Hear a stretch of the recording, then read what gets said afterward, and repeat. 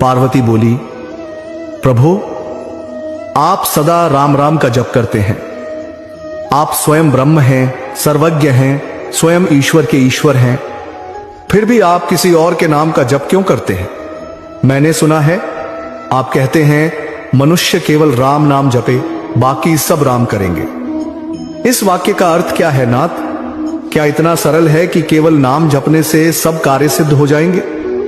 क्या बिना प्रयास बिना कर्म के केवल नाम जप से मुक्ति संभव है? शिव बोले, देवी तुम्हारा प्रश्न केवल शब्द नहीं, यह समस्त मानवता का प्रश्न है।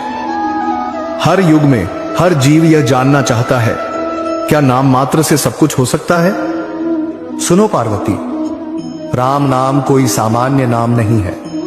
यह नाम नहीं, यह साक्षात परम तत्व है। जो मनुष्य राम कहता है वह केवल उच्चारण नहीं करता, वह अपने भीतर ईश्वर को जागृत करता है। पार्वती बोली, स्वामी परंतु नाम और स्वरूप में अंतर क्या है? भगवान का नाम और भगवान स्वयं क्या दोनों अलग हैं? शिव मुस्कुराते हुए बोले, देवी यह वही प्रश्न है जो ब्रह्मांड के ऋषि भी समझने का प्रयास करते रहे।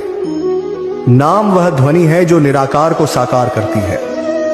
राम का नाम स्वयं राम से भी श्रेष्ठ है, क्योंकि जब रूप नहीं था तब भी नाम था, और जब रूप लय हो जाएगा तब भी नाम रहेगा। शिव बोले, स्मरण करो पार्वती, जब यह सृष्टि नहीं थी, जब केवल शून्य था, तब उस शून्य में पहली तरंग उठी, और वह तरंग थी ओम। उस ओम से ही सब नाम उत्पन्न हुए। राम नाम उसी ओम की सर्वश्रेष्ठ अभिव्यक्ति है। यह नाम सृष्टि का बीज है। जैसे बीज में वृक्ष छिपा होता है, वैसे ही राम नाम में संपूर्ण ब्रह्मांड छिपा है।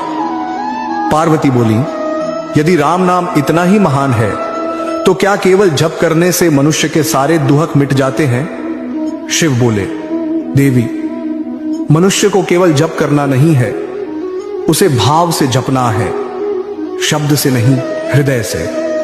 जो केवल जीभ से जपता है उसे फल उतना ही मिलता है जितना बीज को बिना मिट्टी के बोने से मिलता है, पर जो राम नाम को अपने प्राणों में बसाता है उसके जीवन में राम स्वयं उतर आते हैं। शिव बोले, देवी एक बार एक साधक था, उसका नाम था ध्रुवानंद। वह रोज हजारों बार राम नाम जपता, पर उसका जीवन दुखों से घिरा था।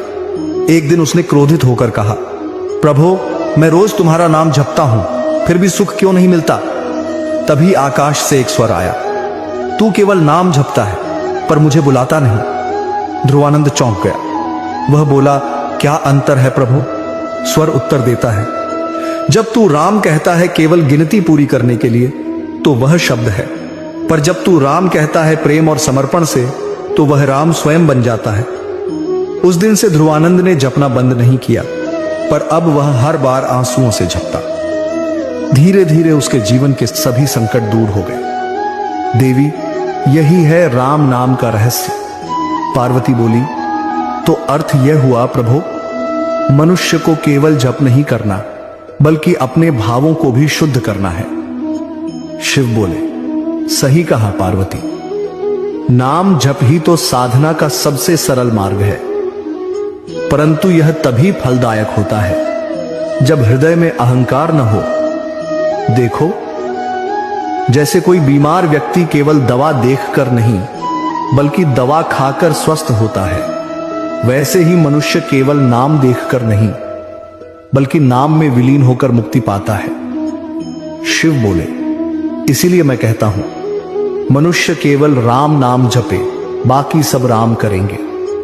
क्योंकि जब मनुष्य राम नाम में डूब जाता है तो उसकी कर्मेंद्रियां राम की हो जाती हैं, उसका विचार राम का हो जाता है, और तब से उसके सारे कर्म सारे फल राम स्वयं करते हैं। जो व्यक्ति नाम जपता है वह करता नहीं रहता, वह केवल माध्यम बन जाता है, और जब माध्यम बन जाता है तो भगवान स्वयं उसके जीवन का संचालन करते हैं। पार्वती आश्चर्य से बोली, प्रभु क्या इसका अर्थ यह है कि मनुष्य को कोई कर्म नहीं करना चाहिए? शिव बोले, नहीं देवी, कर्म त्यागना नहीं, कर्ता भाव त्यागना आवश्यक है। राम नाम जपने वाला मनुष्य कर्म करता है, पर यह मानकर कि मैं नहीं राम कर रहे हैं, यह भावना ही उसे अहंकार से मुक्त करती है। और जब अहंकार मिटता है तो कर्म बंधन नहीं बनते, वे भक्ति बन जाते हैं। शिव बोले, सुनो देवी, एक गृहस्थ था, नाम था हरिदास। वह रोज व्यापार करता, संसार के कामों में उलझा रहता, पर हर कर्म से पहले कहता जय श्री राम। धीरे धीरे उसका जीवन बदल गया। लोगों ने पूछा, तुम्हारे पास न धन है न बड़ा घर, फिर भी तुम इतने प्रसन्न कैसे रहते हो? हरिदास बोला, क्योंकि मैंने कर्तापन राम को सौंप दिया है। मैं केवल नाम जपता हूं, बाकी सब राम करते हैं। देवी, यही तो सार है। जब मनुष्य यह समझ लेता है कि मैं नहीं करता, तब राम स्वयं करते हैं और जीवन सहज हो जाता है। पार्वती बोली, नाथ, अब मैं समझ रही हूं, राम नाम केवल शब्द नहीं, यह एक शक्ति है, एक जीवन मार्ग है। शिव बोले, हां देवी, नाम जप से साधक का मन शुद्ध होता है, बुद्धि स्थिर होती है और आत्मा परमात्मा से जुड़ती है। जब वह केवल राम नाम जपता है तो धीरे धीरे राम उसके भीतर के सभी कार्यों का संचालन करने लगते हैं। इसलिए कहा गया, मनुष्य केवल राम नाम जपे, बाकी सब राम करेंगे। शिव बोले, देवी, यह संसार कर्मों का क्षेत्र है, पर नाम जप वह कुंजी है जो कर्मों को ईश्वर से जोड़ देती है। जिसने नाम पकड़ लिया उसने राम का हाथ पकड़ लिया। पार्वती बोली, नाथ, क्या हर कोई इस नाम की शक्ति को अनुभव कर सकता है? शिव बोले, हां देवी, पर शर्त एक ही है, नाम में पूर्ण श्रद्धा हो। नाम में संदेह हो तो फल नहीं, जैसे दीपक में तेल न हो तो प्रकाश नहीं। नाम वही प्रकाश है जो अंधकार मिटा देता है, और यह प्रकाश हर हृदय में जल सकता है यदि कोई सच्चे मन से राम राम कहे। कैलाश पर मौन छा गया। पार्वती के नेत्रों से आंसू झरने लगे। वह राम नाम का जप करने लगी। उस क्षण पूरा कैलाश राम नाम की ध्वनि से गूंज उठा। राम राम वो राम, यही था प्रारंभ उस रहस्य का, जिसे महादेव आने वाले संवादों में और गहराई से खोलेंगे। क्यों राम नाम में ही सृष्टि की सारी शक्ति छिपी है, और कैसे जपते जपते मनुष्य का जीवन, उसके कर्म, उसका भाग्य सब राम कर देते हैं।